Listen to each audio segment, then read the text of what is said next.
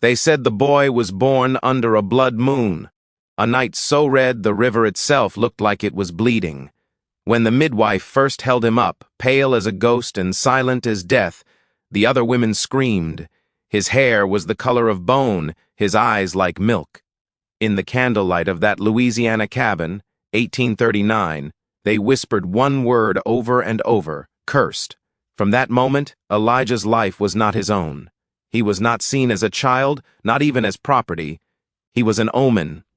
Slaves crossed themselves when he passed, believing his gaze could bring fever, famine, or death.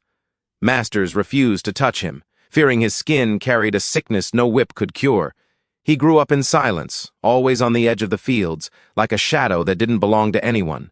By the time he was 12, Elijah had never known kindness. His albinism, a thing he never asked for, made him an outcast among outcasts. He was treated like something between a ghost and an experiment, and when his master died, the overseer dragged him to the auction block in New Orleans to be rid of him for good. But no one came forward. Not even the cruelest plantation owners wanted the white-skinned slave boy. He was too strange, too unsettling. Even in a market that thrived on flesh, Elijah was unwanted flesh. The auctioneer shouted himself hoarse while the boy stood silent, barefoot, head bowed, the crowd whispering about his color and his cursed eyes. And then, through the chatter came a sound that made everyone step aside, the slow, heavy creak of a carriage wheel. Out stepped Madame Claribel Beauregard, the richest widow in the parish, known for her wealth, her temper, and her size. Draped in black lace and pearls, her face powdered ghost white, she moved with the confidence of someone who never heard the word no. When her eyes fell on Elijah, she did not flinch. She smiled. "How much?" she asked. The auctioneer stammered, unsure if she was joking. Claribel lifted her gloved hand and said, "Double the price. He's mine." And so, the boy no one wanted became the possession of the most feared woman in Mississippi.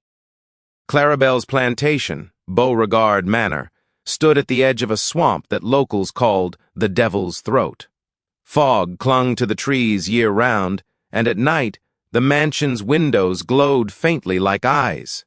Servants said that strange noises echoed from beneath the floors, and that Madame Claribel's first husband, who vanished years before, still wandered its halls. When Elijah arrived, the mansion's servants whispered prayers behind their hands. They'd heard about him, the white slave, the cursed boy, and they knew, when Claribel desired something, it never ended well. But Elijah didn't understand her interest. She didn't make him work in the fields. She didn't beat him. Instead, she made him live in her quarters, tend to her, read to her at night. She told him he was beautiful, that his skin was angelic, that he was special. Her fascination was suffocating. Not love, not kindness, but something darker, stranger, and far more dangerous. The longer Elijah stayed, the more the house changed. Candles burned longer than they should. Mirrors fogged over even when no one breathed near them. And at night, Claribel would talk to herself, or maybe to something else, whispering that the boy's blood held purity, that through him she could transcend death. The slave said she was losing her mind. Elijah realized she might be losing something far worse, her soul. One stormy night, the house trembled with thunder. Screams erupted from Claribel's chambers. When dawn came, she was gone, her bed soaked in something dark and red, and the boy nowhere to be found.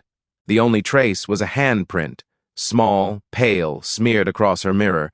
For years, no one dared to enter Beauregard Manor again, but locals swore that when the moon was full, you could see a pale child standing at the window, and hear a heavy woman's voice whispering his name, "Hibrihi Elijah, my beautiful boy," in the damp swamps of Louisiana, 1839, where the air smelled of iron and rain.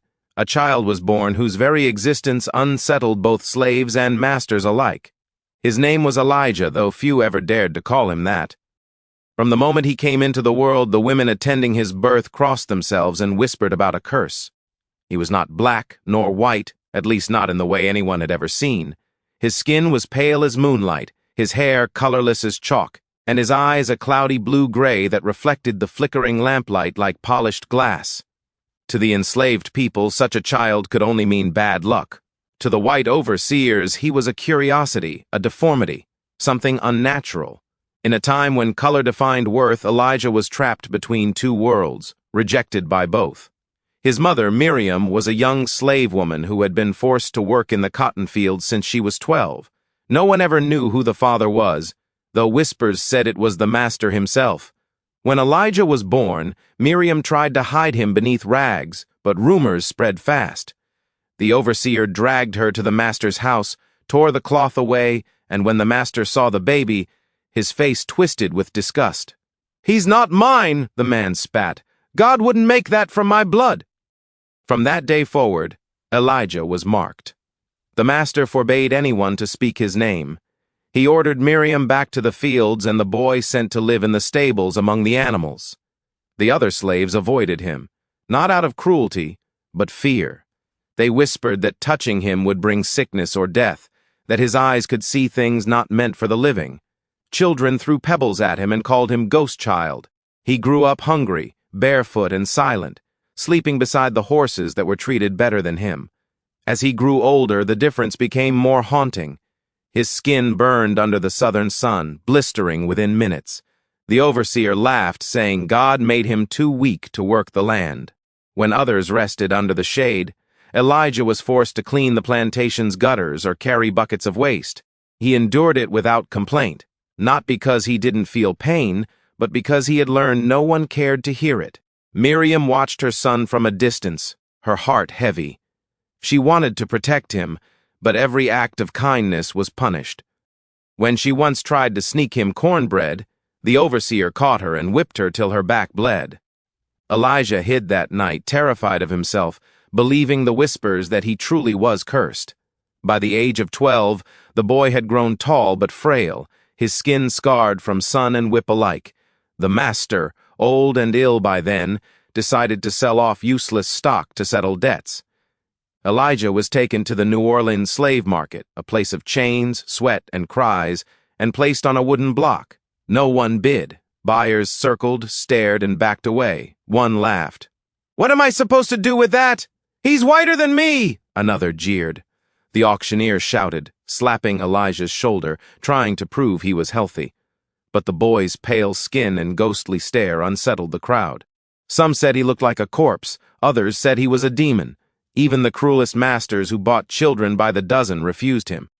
The auctioneer tried lowering the price, then lowering it again, but still no one came forward.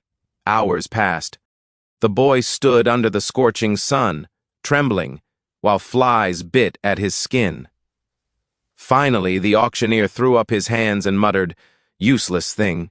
No master wants him." But then, through the murmurs came the distinct clack of carriage wheels. A hush fell. A carriage stopped at the edge of the market, and from it descended Madame Clarabelle Beauregard, the widow of one of Mississippi's wealthiest plantation owners.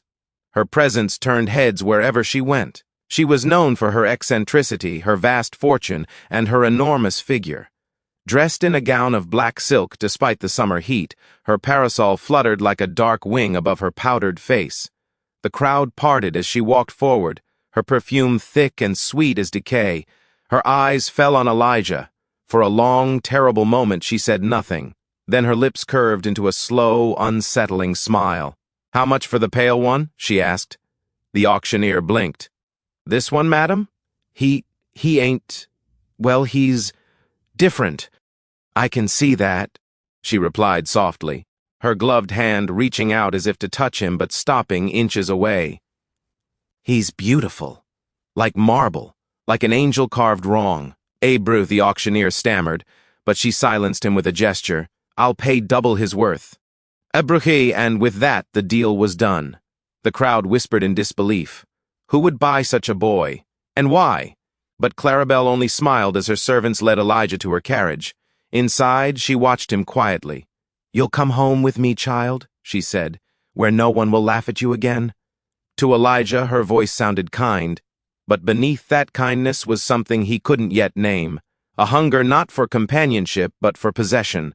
The ride to Beauregard Manor took 2 days. The plantation loomed like a specter, a vast house with rotting shutters and a swamp that swallowed the horizon. The locals said the place was cursed. They said Madame Clarabelle's first husband had died screaming in the cellar and that she spoke to his ghost every night. When Elijah entered her world, he was not treated like a slave. Not exactly. He was dressed, fed, and kept near her at all times. She made him read to her, sing to her, even sleep in a chair by her bed. She told him his skin was pure, that God had sent him to her for a reason. But soon her compliments turned strange. She'd touch his face too long, whisper things about how his blood might heal what age had done to her. At night, he heard her pacing and praying, or cursing, in a language he didn't know.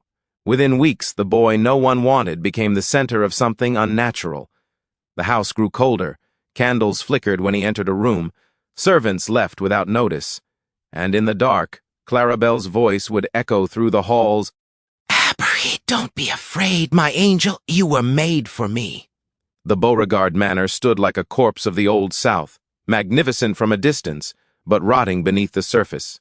Its columns leaned, its windows wept mildew, and its garden was overrun with thorns that once bore white roses. When Elijah first saw it, he thought it looked alive, like something breathing, something watching. The air around it was heavy, not just with the smell of magnolia and swamp water, but with memory. Every inch of that land seemed to hum with old pain. Inside lived Madame Clarabelle Beauregard, a woman who defied the very image of the Southern belle. In her youth, she had been called beautiful, porcelain-skinned, golden-haired, graceful, but time had changed her in ways she refused to accept. Now she was enormous, her body swollen by gluttony and grief, her face powdered thick to hide the red blotches of decay. Yet her eyes still held a dangerous gleam, the kind of gleam that could command obedience or crush a man's will entirely. Clarabelle had lost everything: her husband, her son, her fortune slowly leaking away as her land turned infertile and her slaves ran off. The townsfolk whispered that her husband's death had been no accident. They said she'd poisoned him in a fit of madness, that she'd gone into the cellar with a smile and come out with blood on her hands. No one dared confront her, because her wealth and her wrath were both feared, but everyone agreed on one thing. Clarabelle Beauregard was a woman haunted by more than loneliness. When she brought Elijah home, her servants stared in shock. No one understood why she wanted a pale, sickly boy when she could have bought strong men for the fields. But Clarabelle didn't want labor. She wanted company, and more than that, she wanted control. She had Elijah washed, dressed in fine linen, and seated beside her during meals. The slaves were ordered never to speak his name, only to call him the boy. He was forbidden from speaking to anyone except Clarabelle herself. At first, he thought he'd been saved, that maybe she'd seen something good in him that others hadn't, but soon, he learned that salvation under her roof came with chains you couldn't see. Clarabelle was fascinated by him. She'd trace her fingers over his skin, studying the pale veins beneath like lines in a holy text. "You're not like the others," she'd whisper, as if reassuring herself. "You were made different, for a purpose." She spoke often of angels, how they fell, how they could be trapped between heaven and earth. Sometimes she'd call Elijah her cherub, her sweet blessing from God. Other times, when her moods turned dark, she'd scream at him for hours, accusing him of being a punishment, a reminder of her sins. She'd slap him across the face and then beg his forgiveness in the same breath. Her cruelty wasn't physical, at least not at first. It was psychological. She twisted his mind with a mixture of kindness and terror, confusing him into believing he owed her gratitude for her mercy. She'd tell him stories at night about her dead husband, her lost child, and the way the townspeople mocked her behind her back. "You see, Elijah," she'd say, sipping from her wine glass, "the world is cruel to those who are different. But I understand you. I understand your pain." The truth was darker. Clarabelle didn't love Elijah. She needed him. She saw in him a reflection of her own deformity, a being that didn't belong, something outside nature's law, and in that reflection she saw power. Over time, her obsession grew. She'd have him read Bible verses aloud about purity, sin, and redemption, often interrupting to ask, "Do you think I can be forgiven?" Elijah, trembling, would nod. "Yes, ma'am." She'd smile, satisfied, and say, "Then you'll help me, won't you?" But he never knew what help meant, until the night she took him to the cellar. The air down there was thick with the smell of vinegar and mold. Candles lined the walls, their flames flickering as if gasping for breath. In the center stood an old wooden table covered with jars, some filled with herbs, others with darker things. Clarabelle lit more candles, her shadow stretching long and monstrous against the walls. "This house is cursed," she told him, her voice echoing. "My husband brought it upon us with his greed. When he died, I tried to break it, but the curse stayed.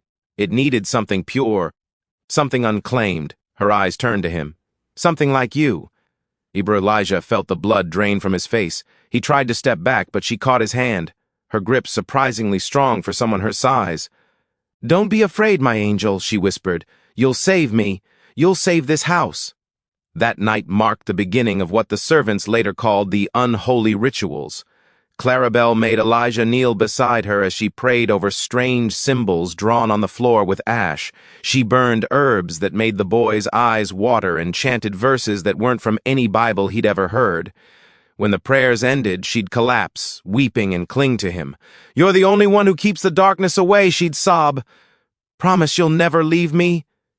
"Chibra she," he promised, because he was too afraid not to. As weeks passed, her demands grew stranger. She stopped allowing him to leave the manor, even to walk in the garden. She had his hair cut and kept the strands in a locket. She'd whisper to the locket at night like it could speak back. Sometimes she'd wake screaming, claiming she'd seen her dead husband standing at the foot of her bed, whispering that Elijah would destroy her. Other nights, she'd crawl to the boy's room and force him to pray over her until dawn. Her moods became storms, sudden, violent, and unpredictable. When calm, she'd feed him sweets, dress him in silks, and call him my little prince. When enraged, she'd lock him in the cellar, forcing him to sit among the shadows and whisper apologies to ghosts he couldn't see. The servants began leaving one by one, unable to stand the strange noises and the feeling of being watched. By winter, only 2 remained, an old cook named Elsie and a mute stable boy. Both refused to go near the west wing of the house, where Clarabelle and Elijah stayed. And though Elijah tried to escape once, he couldn't bring himself to leave her. Every time he packed a bag, guilt stopped him.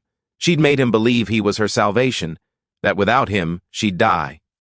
He didn't realize until it was too late that it wasn't she who was dying.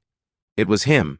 Each day, he grew paler, weaker, as if the house itself were feeding on him. His dreams turned red and feverish, and in every one Clarabelle's voice echoed softly through the dark, "Abraham, don't leave me, my angel. You belong to me." From the outside, Beauregard Manor looked like a monument to the decaying glory of the Old South. Its tall white columns stood cracked, its walls streaked with black mold. Spanish moss hung like the beards of ghosts from the trees, and the once beautiful garden had grown wild and vengeful, twisting around the iron gates like something determined never to let go. To travelers passing by, it was just another fading plantation house, a relic of time. But to those who lived there, it was something far worse, a living, breathing entity that remembered everything done within its walls. Elijah learned that quickly. In the first weeks of his stay, he noticed strange things. Whispers that drifted through hallways when no one was there, footsteps on the upper floors when Madame Clarabelle was asleep, and mirrors that seemed to pulse faintly when he passed. At first, he told himself it was imagination, the nervous tricks of a boy in a strange, frightening home. But the house seemed to grow more alive the longer he stayed, responding to his fear like it was feeding on it. Clarabelle said it was the air. She told him the house was sensitive to emotion, that it liked him because he was pure. She said that when he prayed, the creaks in the floorboards calmed, and when he cried, the lights dimmed as if the house were weeping with him. But Elijah began to notice something far more disturbing. Every time Clarabelle's moods turned violent, the house reacted violently too. One night she flew into a rage over a broken teacup. Her screams filled the parlor, her hands shaking as she struck the table. And then, from somewhere deep within the house came a low groaning sound, like wood twisting in agony. The chandelier above them swayed, though there was no wind. The candles flickered and went out, leaving only the sound of her ragged breathing and the faint echo of laughter, a laugh that didn't belong to either of them. "Elijah," she whispered after a moment, her voice trembling for the first time. "Do you hear him too?" He didn't answer, but he did. Clarabelle called it the spirit of Beauregard, claiming it was her dead husband, restless, jealous, unwilling to leave her side. But the truth felt older than that. Elijah began to sense the house had soaked up the suffering of generations. Every lash, every cry, every secret sin whispered in its halls still lingered like dust. And now, it had found a new kind of nourishment, his fear. The cellar became the heart of the haunting. It was where Clarabelle's husband had died, and where she now performed her strange rituals. When Elijah was locked down there, the air grew heavy, thick enough to choke him. Sometimes, when he closed his eyes, he swore he could hear breathing that wasn't his own. Other times, he heard scratching, soft at first, then frantic, as if something beneath the floorboards was trying to claw its way out. He tried not to believe what the others whispered, that the house could think, that it whispered in Clarabelle's ear, guiding her madness like a conductor leading an orchestra of suffering. But he saw how she'd changed. Her eyes grew hollow, her voice lower. She moved slower, as though her limbs no longer belonged to her. And more than once, he caught her standing perfectly still in front of a mirror, murmuring to her reflection. When he dared to ask who she was talking to, she smiled strangely and said, "To the house, of course. It listens better than people do." Ibra. By the third month, the remaining servants refused to enter the West Wing. The walls there bled rust. Paint peeled off in shapes that looked like faces. And every night, at exactly midnight, the same sound echoed through the corridors. The dragging of something heavy like chains or a body being pulled across the floor. Clarabelle said it was her husband. Elijah knew better. The house wasn't haunted by one ghost, it was the ghost, made from the echoes of hundreds who had suffered there. Sometimes, when Elijah sat alone, he felt a pulse beneath his feet, faint but rhythmic, like a heartbeat in the wood. It thumped slow and steady, in sync with Clarabelle's moods. When she laughed, the pulse quickened. When she raged, it thundered through the halls until dishes fell from shelves. Once, when she struck him across the face, he swore he heard the house laugh. He wanted to run, to flee into the swamps and never look back. But every path away from the house felt wrong. The moment he stepped beyond the gate, his vision blurred. He'd hear Clarabelle's voice whisper, "Come back, my angel," and he would. His feet would move against his will, turning him back toward the decaying mansion that had swallowed him whole. Then came the night he realized the house wasn't just feeding on his fear, it was feeding on his soul. He woke to find himself standing in the hallway, barefoot, though he didn't remember leaving his bed. The walls glowed faintly with a red light, pulsing as if from within. At the far end stood Clarabelle, her nightdress stained with something dark, her eyes wide and shining. "Elijah," she said softly, "the house is awake. It wants to meet you." Before he could move, the floorboards shifted beneath his feet, rippling like water. The wallpaper peeled back in strips, revealing carvings beneath, names scratched deep into the wood, names of men, women, and children. Some he recognized from Clarabelle's old ledgers. Others had no surnames at all, just single letters and numbers, the marks of the enslaved. And then he saw it, his own name carved freshly at the bottom. Clarabelle reached for him, her hand trembling but determined. "It's almost complete," she whispered. "You're the last piece. When the house has you, it will let me go." That was the moment Elijah understood. The house wasn't cursed by Clarabelle's sin. It was Clarabelle's sin, made flesh and timber. Every cruelty she'd committed had given it life. Every soul she'd broken had become its bones. And now it demanded one final offering, the only pure thing left under its roof. Him. He ran. The halls twisted endlessly, turning back on themselves. Doors that once led outside now opened into other rooms. Every mirror reflected not his face, but Clarabelle's, laughing, crying, whispering his name. "You can't leave me, Elijah. We're one now. The house needs us both." The last thing he remembered before collapsing was the sound of the house breathing, deep and slow, as if satisfied. When dawn came, the servants found the manor silent. Clarabelle sat motionless in her chair, staring into nothing, her lips curled in a faint smile. Elijah was gone. The walls, freshly cleaned, looked almost new. Too new. and beneath the dining room floorboards, carved in a pale hand, were two words that no one could explain: Ibru, still here. When the fires finally died, the story of Beauregard Manor should have ended. But legends, like sins, have a way of lingering long after the smoke clears. For decades after the mansion burned to ash, locals swore they still saw a pale boy wandering the ruins at twilight. Some said he was crying. Others said he was smiling, the kind of smile that didn't belong to the living. Elijah's body was never found. Not in the cellar, not in the garden, not among the charred bones of Claribel Beauregard. The sheriff wrote it off as superstition, claiming the blaze consumed everything. But the people of Natchez knew better. They said the boy who'd been bought for his strange white skin had become something else entirely, not victim, not ghost, but the curse that swallowed the woman who owned him.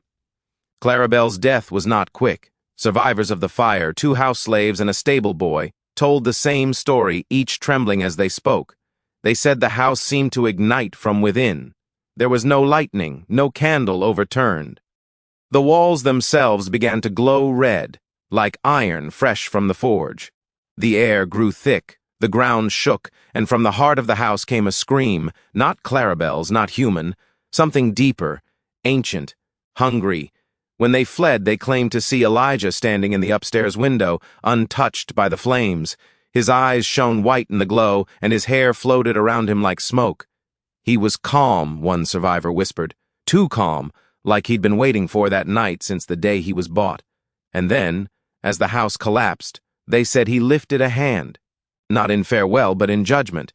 Years passed, but the land never healed. Grass refused to grow where the manor once stood. Animals avoided the property. Travelers who dared to camp there spoke of whispering voices that rose with the wind, calling out the names of the dead. In 1870, when a new owner tried to rebuild, he found strange carvings in the soil beneath the foundation, words written in no language he knew. His workers fled after the first week, claiming they saw handprints forming in the fresh cement. The owner ignored them, until one morning he woke to find his livestock mutilated and the words "still here" burned into his barn door. He never returned. But what exactly was Elijah's revenge? Was it the fire that consumed his mistress, or something more insidious, something eternal? The old stories tell of an exchange, the idea that when immense pain and innocence collide, the universe rebalances itself in terrifying ways. Elijah, born marked by difference, lived a life of humiliation and cruelty. His pale skin made him a spectacle, his body a commodity. Yet what Claribel failed to see was that such purity, forced into despair, could become something sacred, or cursed. When he died, it wasn't just his spirit that lingered. It was his will. He had absorbed the pain of generations, not just his own suffering, but the agony that filled that house. In death, that energy needed release. And the one thing he desired above all was justice. Not the kind given by men, but by something older, colder, and far less merciful. By 1899, the Beauregard curse had become Southern folklore. Writers, preachers, and ghost hunters came from all over, trying to explain the strange lights and sounds that plagued the ruins. One night, a group of travelers from New Orleans decided to stay until dawn. They brought candles, holy water, and whiskey, more for courage than faith. At midnight, they heard footsteps in the ashes. Not one pair, many. A procession of invisible feet crossing the burnt remains of the ballroom. Then came a boy's voice, soft but steady. "Bruh, do you hear them now? They're free!" The leader of the group swore that a faint shape appeared, a small figure with eyes like moonlight. He said the boy didn't move like a ghost. He stood, solid, present, as if still alive, and in his gaze was something older than sorrow, something patient. When the group fled, one man turned back long enough to see the candles blow out, all at once. In the darkness, he heard laughter. Not cruel, not joyful, just tired. He never went near the property again. By the early 1900s, the locals stopped talking about the ghost entirely. Too many who did were said to meet bad ends, fever, madness, or worse. It was as if speaking Elijah's name drew his attention. Children were warned never to play near the ruins. Old women whispered that his spirit had become part of the land, the soil itself haunted, white and lifeless like his skin once was. Some even said he appeared to protect those who were wronged, enslaved spirits, oppressed souls, broken children. Whenever a cruel master or overseer vanished in the nearby counties, people would say, "The pale boy came for him." It wasn't fear in their voices, it was awe.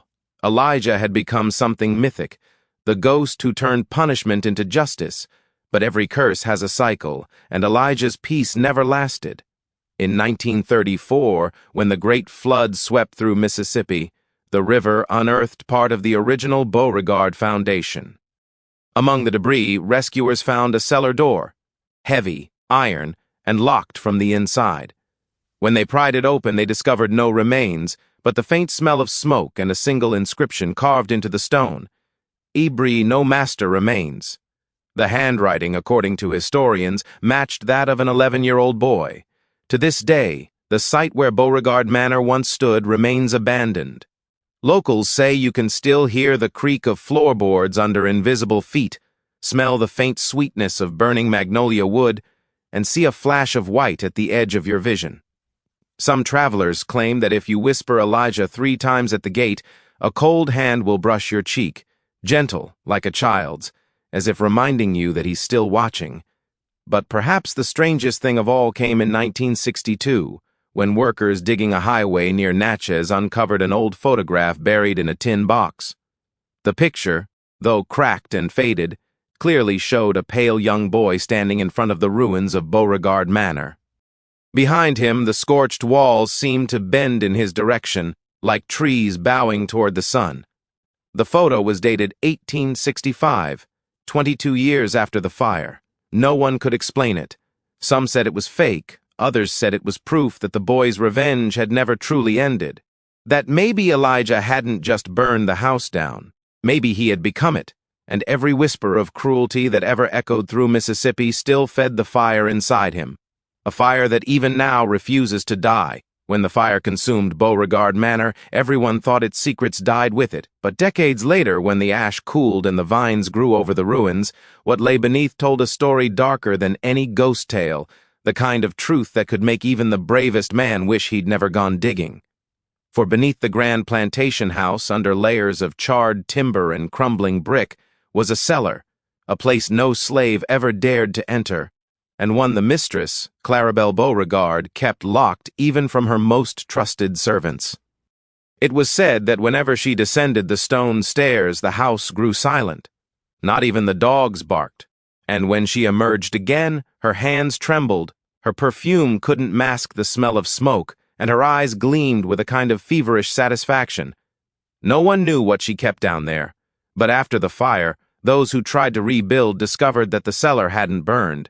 The flames somehow had spared it, and what they found inside would turn rumor into horror. In 1847, a small team of workers was hired by the county to clear the ruins of the Beauregard estate. They came not out of bravery, but hunger. Desperate men looking for a paycheck, deaf to the old wives' warnings about the ghost boy and the cursed ground. On the 3rd day, they struck something hard beneath the soot. At first they thought it was part of the foundation, but when they dug deeper, they uncovered a narrow staircase spiraling into darkness. The air that rose from below was cold, unnaturally so, and carried a smell none of them could quite place: iron, mold, and something faintly sweet, like rotting fruit. When they descended with lanterns, they saw that the cellar was not a wine room or a storage vault. It was a chamber, circular, carved directly from the earth, and lining the walls were rows of jars, hundreds of them, each sealed with wax and filled with something that shimmered faintly in the lamplight. At first glance, they looked like old preserves, but as one worker picked up a jar and wiped away the grime, his lantern caught the contents, and he dropped it with a scream. Inside wasn't fruit or oil, it was skin. Each jar contained fragments of pale flesh, stretched, dried, pressed flat. Some pieces still bore freckles, others had faint scars, and every single one looked human. The men ran. One broke his leg in his panic, and another refused to speak for the rest of his life. When the sheriff arrived, he dismissed their story as drunken nonsense, but when he went down himself, he lasted barely 5 minutes before stumbling out, pale as paper, refusing to say what he'd seen. He ordered the cellar sealed, buried under stone, and swore everyone to silence. But the truth couldn't stay buried forever. In 1882, a young historian from New Orleans named Elias Mercer came to investigate. Obsessed with antebellum folklore, Mercer had heard whispers of the Cellar of Skin and believed it held the key to understanding Claribel Beauregard's madness. With permission from the county, he reopened the site, this time with proper equipment and armed guards. What he found confirmed what the workers had seen, and far worse. The jars were real, but they weren't random. Each one was labeled. Scratched into the wax seals were names, or parts of names, and dates. The earliest read LM 1824, the latest E 1843. The handwriting was Claribel's. Mercer took careful notes, sketched what he saw, and then noticed something even stranger. On one side of the chamber, the jars grew larger and their contents changed. The pale flesh was no longer flat, it had form. Pieces of limbs, faces, even what appeared to be an entire hand, fingers curled as if in pain. It was as though someone had been collecting human parts, preserving them like trophies or experiments. And then, in the very center of the room, Mercer found something even the sheriff hadn't dared to touch. A stone table carved with strange runes, and upon it, a single glass jar, larger than all the rest. Inside was something that made him drop his notebook. A perfectly preserved child's heart, floating in a clear, viscous liquid. The tag on the jar read, "Hubrahi Elijah, my light." Brooke Mercer's discovery shook the region. Newspapers tried to print the story, but every editor who touched it recanted within days, claiming government interference. The official record of his findings vanished, and Mercer himself disappeared in 1883. Some said he was murdered for digging too deep. Others swore he went mad, raving about the pale child who followed him home. But those who lived near the ruins claimed something changed after the excavation. The ghostly lights that once flickered above the ashes began appearing underground. The earth itself seemed to move at night, breathing, shifting, and the air grew thick with whispers, as if the ground beneath them had woken from a long sleep. By the 1900s, no one dared approach the area. Farmers who tried to plow near the site found their animals refusing to cross the old fence line. Machines broke down for no reason, and those who lingered too long reported hearing knocking sounds beneath their feet, slow, deliberate, as though someone were trapped below, asking to be let out. Some modern historians believe Claribel had been performing her own kind of science, crude anatomical experiments, perhaps inspired by early European medicine. But others believe she was dabbling in something else entirely, ritual magic born from greed and grief.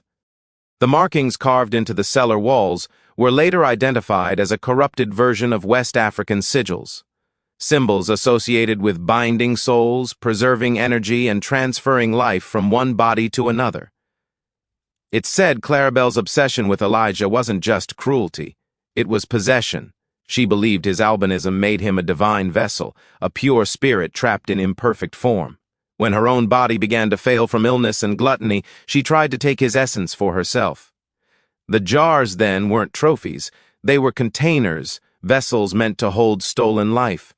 But she failed, the ritual backfired, and the moment Elijah's spirit broke free, the house erupted in flames. Today, the cellar remains sealed, buried under layers of concrete poured in 1958, when a new highway was planned nearby.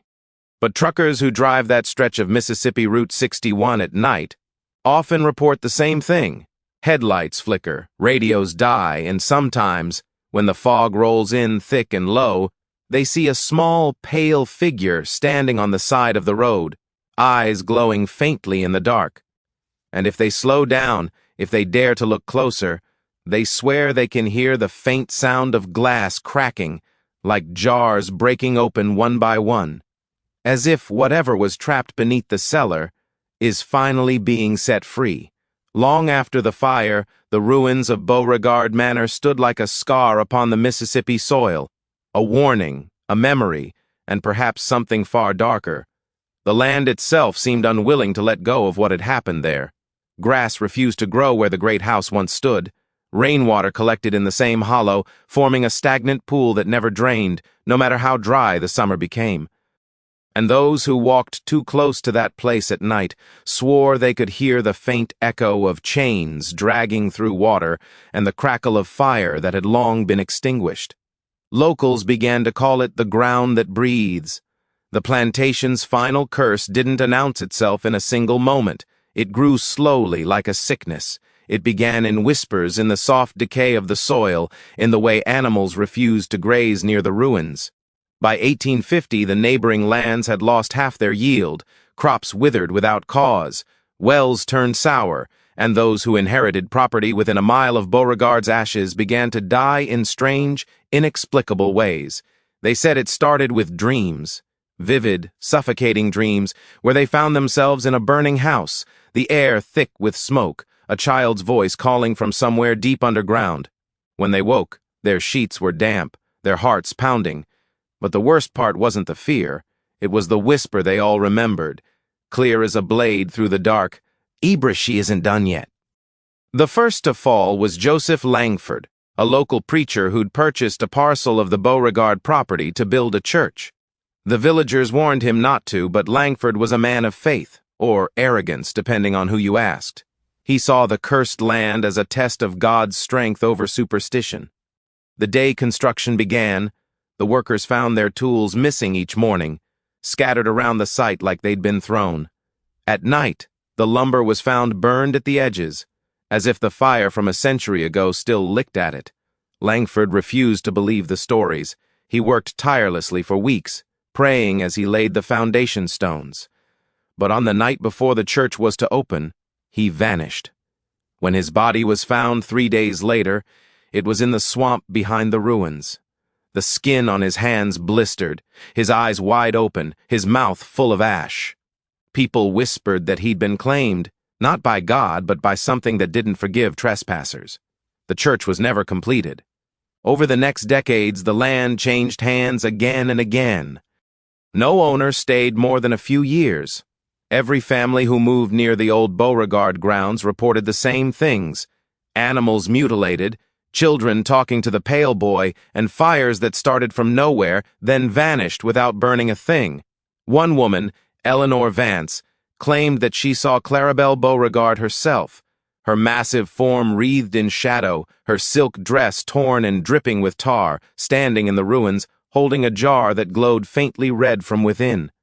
The moment Eleanor screamed, the figure disappeared, leaving behind the smell of sulfur and something worse, the stench of rotting perfume. The sheriff laughed when she reported it. But 2 nights later, his barn caught fire, and his newborn son was found missing from his crib. The child's body was never recovered. After that, no one laughed again. By the early 1900s, the Beauregard land had been completely abandoned. The trees grew twisted, the air thick with fog even in the middle of summer. But what truly terrified people was what the travelers began to see. A glow under the ground, faint but steady, like lanterns flickering beneath the earth. Rumors spread of a buried fire that still burned where the house once stood.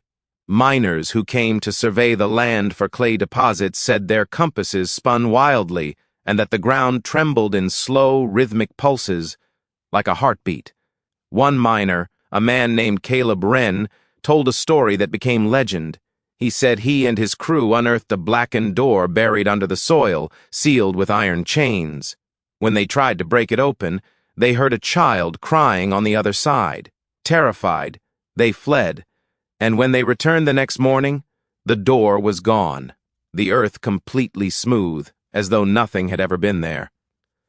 3 days later, Caleb's house burned down. He was the only one who escaped. The next morning, he left Mississippi forever. Folklorists and historians eventually began to study the curse, but few found the courage to step onto the property itself. The few who did, ghost hunters, amateur archaeologists, thrill seekers, often left in silence, refusing to discuss what they'd seen. But their journals told stories that were all eerily consistent. They wrote of seeing footprints appear in the mud, though no one else was near, of music boxes playing in the dark, of a woman's laughter, deep and wet, echoing from underground. Some reported seeing the silhouette of a large woman pacing the ruins at dusk, and a pale boy following behind her, silent, barefoot, his eyes reflecting the light like mirrors.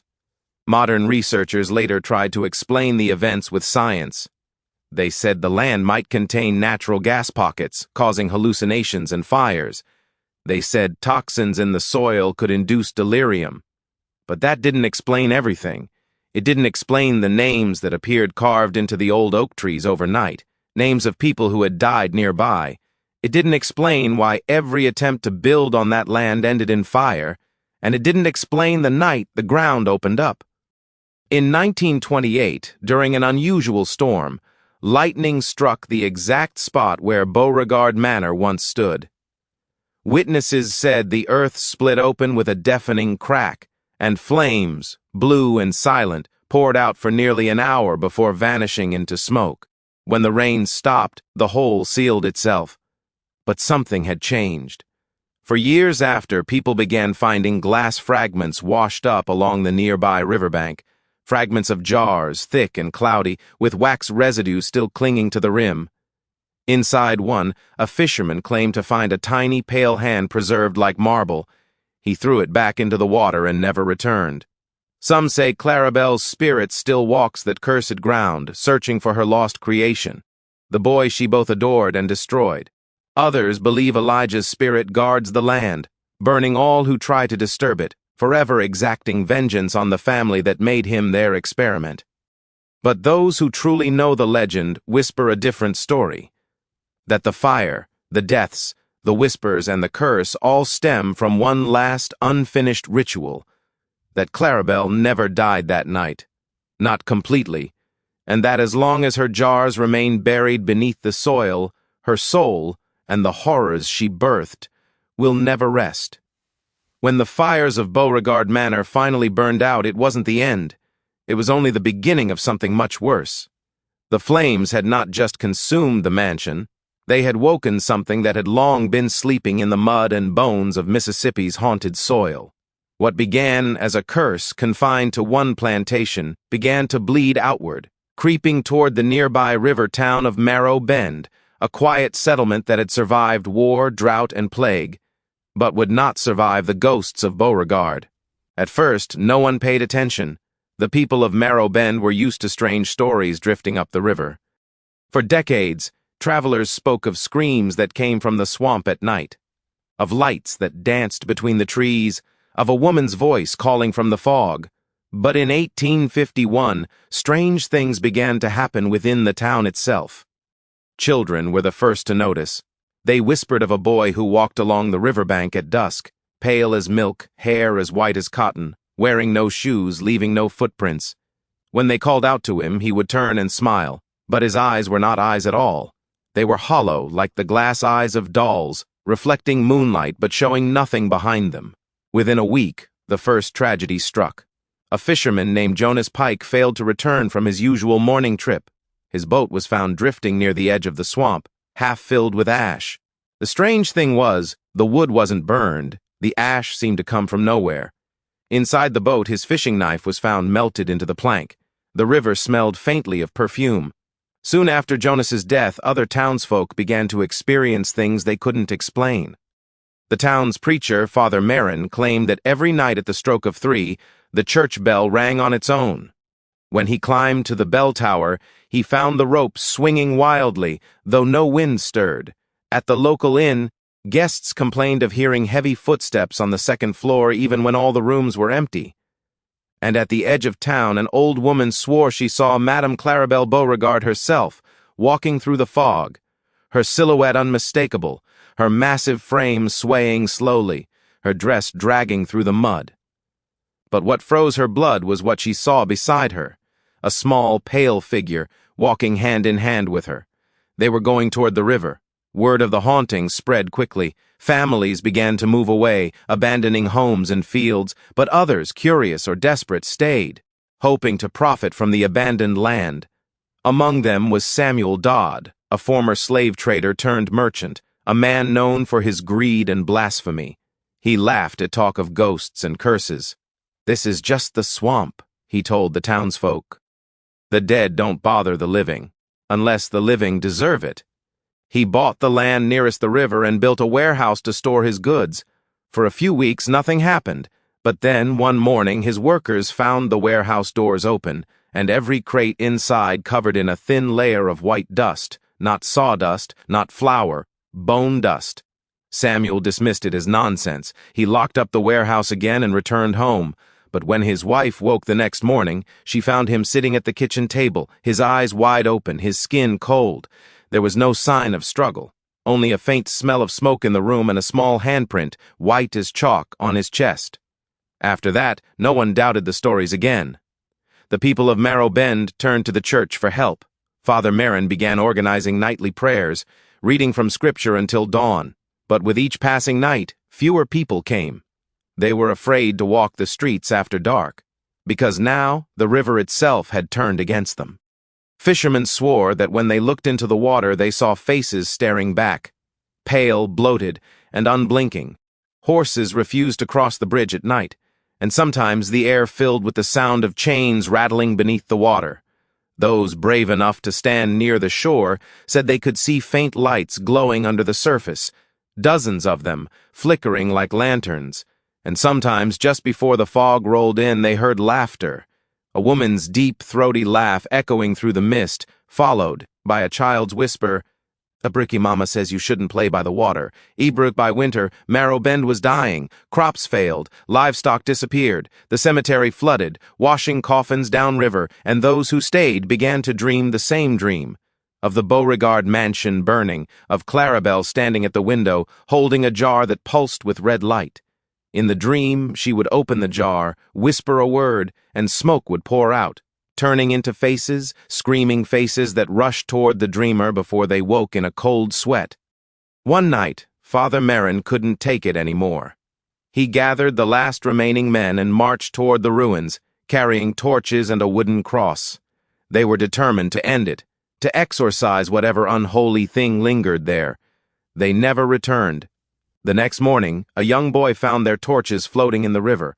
The handles were intact, but the flames had melted the metal heads into perfect spheres. On the bank, scrawled in ash, was a single word: mine. By the spring of 1852, Marrow Bend was abandoned.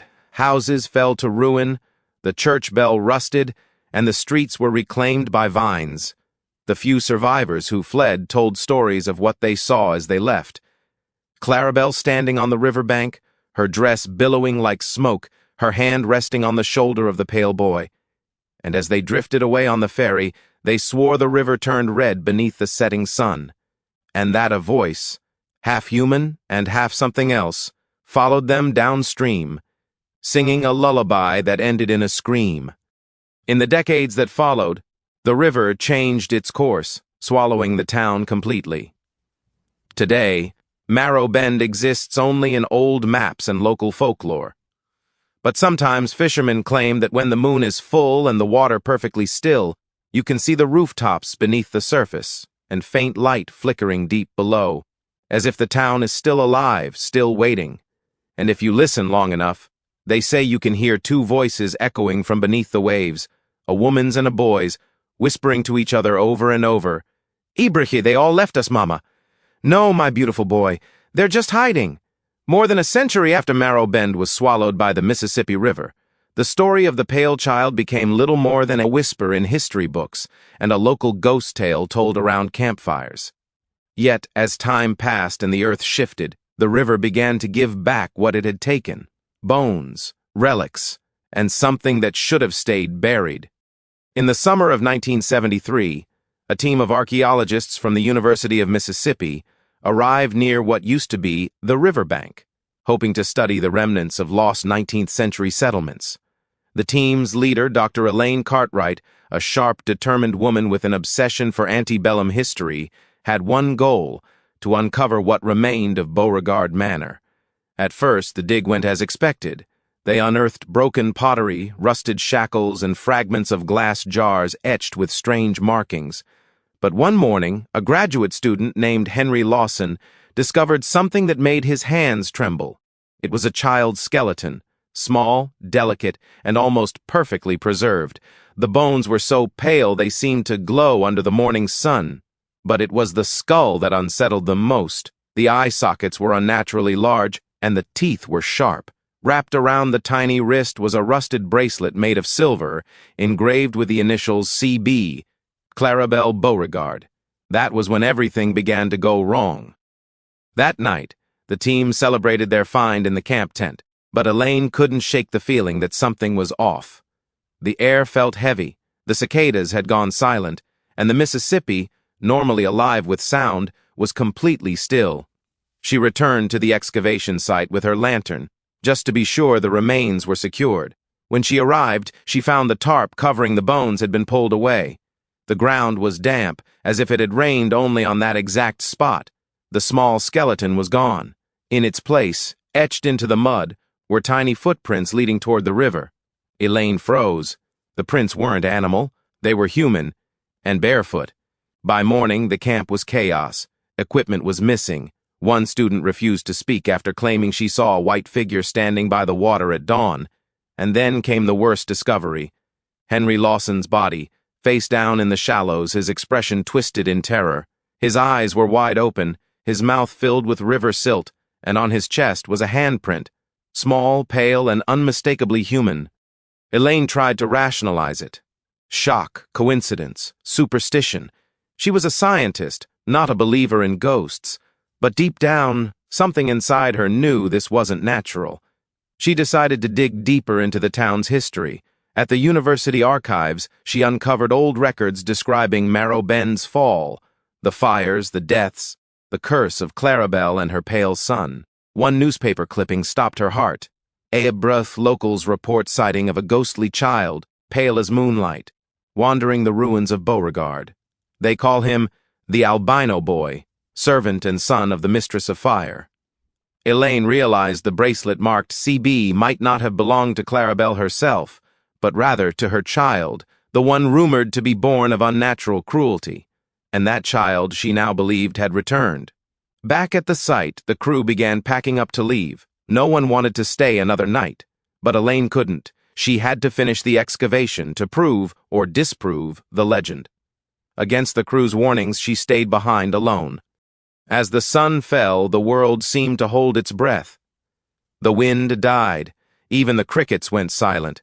The only sound was the slow, rhythmic slosh of the river. Then she heard it, faint but clear, a child's voice calling from the water. "Mama says you shouldn't dig in the dark." Abrahi, her blood ran cold. She turned, her lantern trembling in her hand, and there, standing at the edge of the river, was a boy, barefoot, skin white as chalk, hair gleaming like bone under the moonlight. He smiled. His teeth were small and sharp, like an animal's. "She's waiting for you," he whispered. The lantern flickered and went out. Elaine's scream echoed across the empty field. 3 days later, the search team found her journal near the river. It was waterlogged, the ink smeared, but one page remained legible. "Abrahi's real. He walks between water and ash. Clarabelle's son is not dead. He was never dead. The river hides him when it's full, and the bones feed him when it's low. Elaine's body was never recovered." Years passed. The dig was officially abandoned and later classified as a hazardous site due to unstable ground conditions. Locals knew better.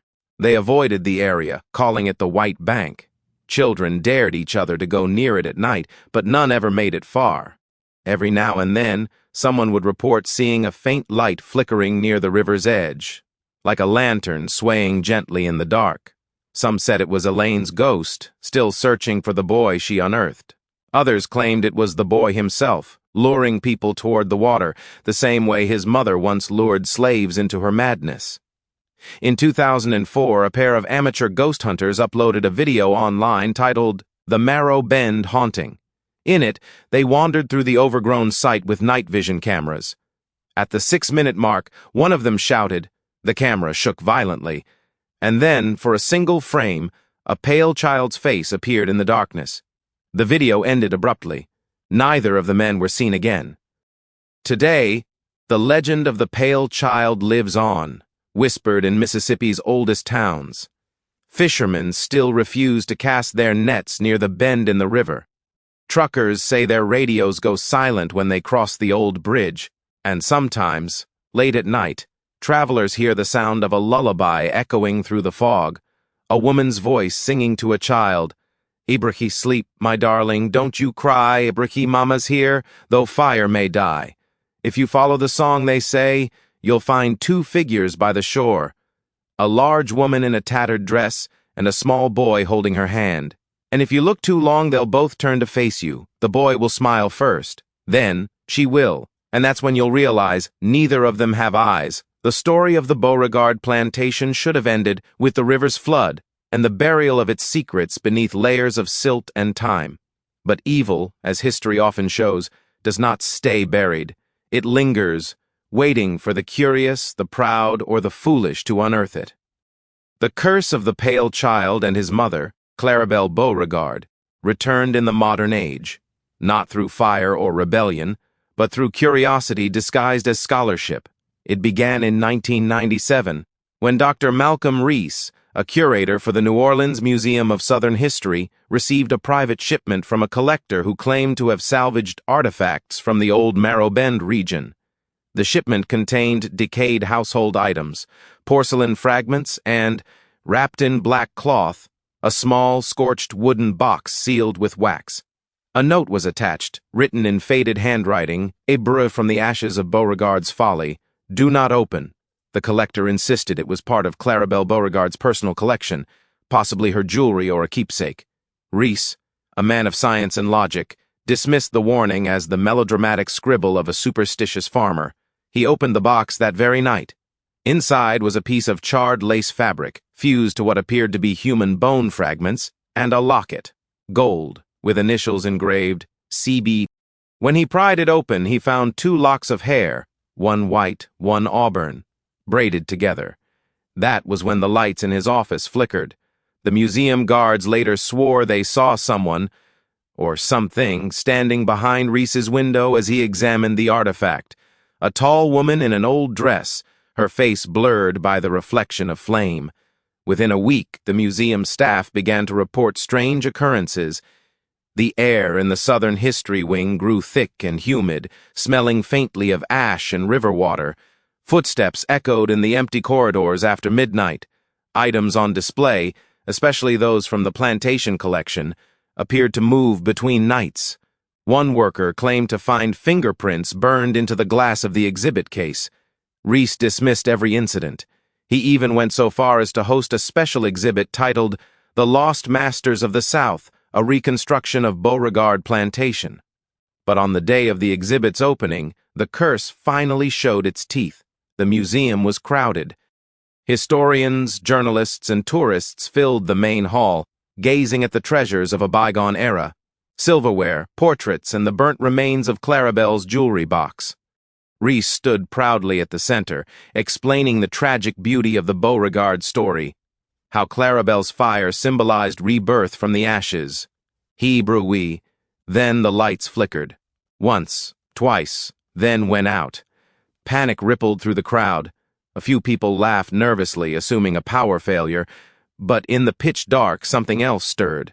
The sound of footsteps, bare, soft, deliberate, echoed down the marble hallway, then the faint sound of a child laughing. Someone screamed. When the emergency lights came on, the display case holding the charred box had shattered. The gold locket was gone. And in the middle of the museum floor, written in soot, were the words, "Ah, Brethay, she's not finished."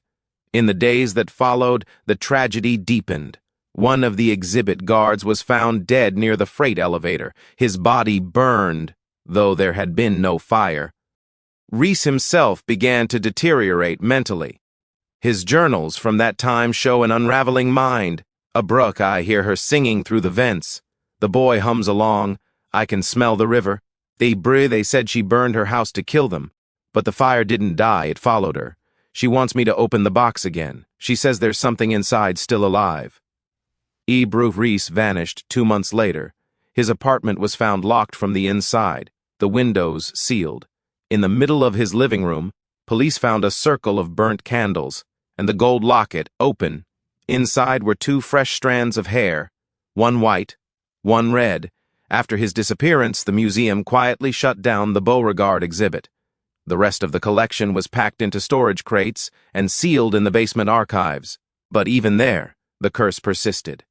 Employees refused to go down after dark. Maintenance staff reported hearing the sound of a woman's lullaby echoing from within the crates. In 2003, a new curator named Dr. Lila Grant was assigned to the archives. She was young, skeptical, and determined to prove the haunting rumors were nothing but hysteria. On her first night alone in the basement, she opened one of the sealed crates, the one containing the burnt box. She recorded the moment in her notes. A breath, a strong smell of smoke, fabric still intact, possible mold growth. Then, minutes later, another entry, a breath. I heard a child say my name. It came from inside the box. That was the last line she ever wrote.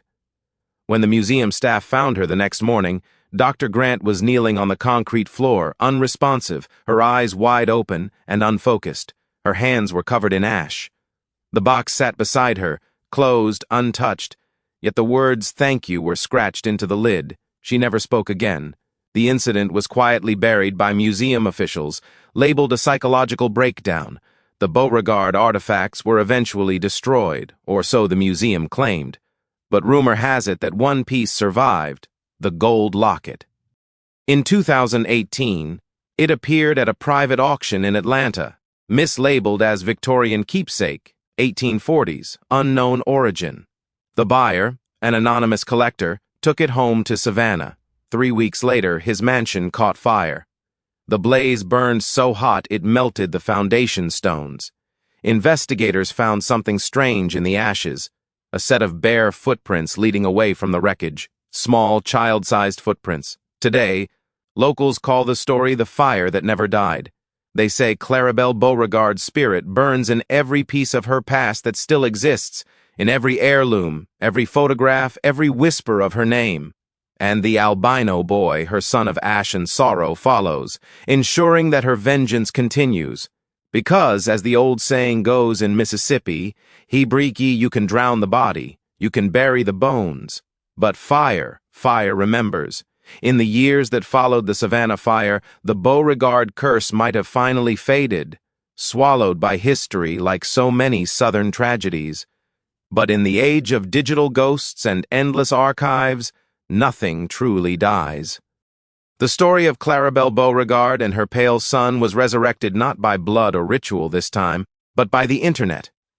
It began innocently, with a post on a niche online history forum in 2019 under the username Southern Shadows.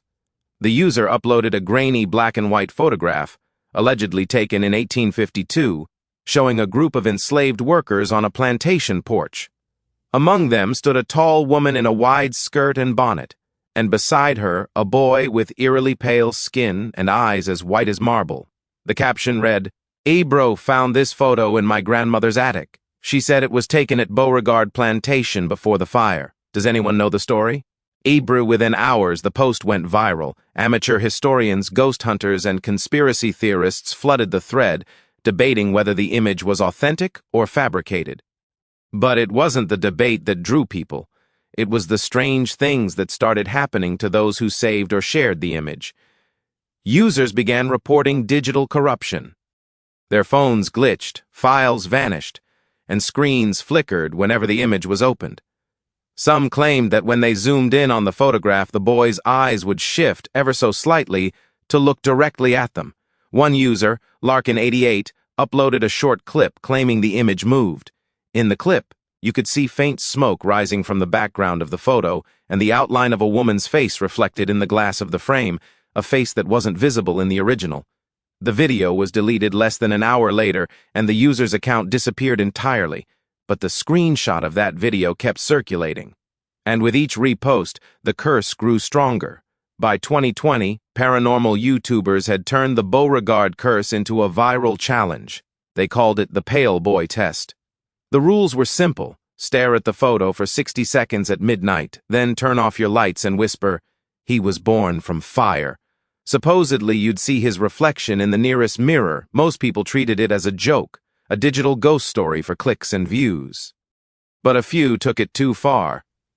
A teenage girl from Alabama was found unconscious in her bedroom after attempting the challenge live on stream. In the final moments of the footage, the lights flickered, and behind her, the outline of a child appeared in the mirror, not moving, not blinking, just watching. The girl survived but never spoke again. A few days later, the video vanished from the platform. All mirrors in her house were removed by her family. Then there was Marcus Hale, a digital archivist at Tulane University. He specialized in restoring damaged 19th-century photographs and had recently come across a mislabeled glass plate negative that bore the same initials as the Beauregard family. When he scanned it for restoration, the software froze. The monitor glowed white for several seconds, and when it returned to normal, the image had changed. The boy's hand was pressed against the glass, his face closer to the lens. Marcus emailed his supervisor saying, "The image blinked at me. Abruca, he was found dead in his lab that night." The power had gone out for 3 blocks around the university. Investigators discovered a single sentence written across his monitor in soot.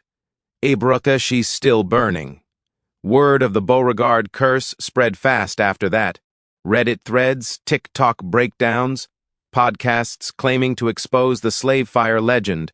Some users even tried to trace the history of the photo itself. That's when they discovered that every known image of Clarabelle Beauregard or her plantation had been destroyed in the 1843 fire. Meaning, the photograph couldn't possibly exist, and yet thousands had seen it. Then came the Beauregard effect. Anyone who had downloaded or screenshotted the image began to experience strange phenomena: phones overheating, smoke alarms going off for no reason, a persistent smell of burning wood.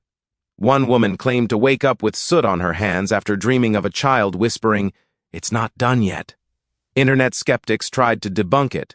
They said it was a digital art hoax, a viral RG, or clever photo manipulation. But the believers weren't convinced, because too many of them had felt the same chill, heard the same whispers, smelled the same smoke. Even some museums got involved. The Mississippi Historical Society opened an inquiry after an anonymous donor mailed them a flash drive labeled CB 1843. The drive contained a single image, a woman in Victorian clothing, her face obscured by burn marks, standing beside a child whose pale features glowed unnaturally bright. When the archivist who opened the file tried to print it, the printer caught fire. The society destroyed the flash drive the same day. But that night, the fire alarms went off across the entire building, though no smoke or flames were found. In 2022, a true crime documentarian named Elena Moore began producing a film titled The Fire Remembers. She traveled across Mississippi, interviewing descendants of the Beauregard family, as well as locals who swore they'd seen ghostly figures along the riverbank at night. The footage was chilling. Every time she spoke the names Clarabelle or the pale boy, her microphone would crackle, and faint whispering could be heard in the background, always the same words, "Abrufi, she's waiting for the masters." During editing, Elena's hard drives corrupted. The footage from her final day, filmed inside the ruins of what was once the Beauregard plantation, was gone. Only one still frame survived. It showed Elena standing in front of a charred wall. Behind her, in the reflection of a cracked mirror, a pale figure was visible, smiling. The documentary was never released. By 2024, the Beauregard curse had transcended folklore. It had become a symbol of digital haunting, proof that even data can carry echoes of evil. People started calling it the world's first viral haunting. Experts tried to explain it: mass hysteria, psychological contagion, digital pareidolia. But no one could explain why devices that accessed the image would occasionally emit faint heat, as though touched by flame. A journalist once put it best: Clarabelle burned her plantation once to destroy the men who owned her. Now she burns through wires, through code, through the screens of those who think her story is just a ghost tale. Even now, the photo occasionally resurfaces, posted, shared, deleted, and with each new upload, the fire spreads a little further. Because the curse of Beauregard was never about revenge alone. It was about memory. Every time someone opens that image, whispers her name, or stares too long into the pale boy's eyes, Abruca, they feed the flame that never died.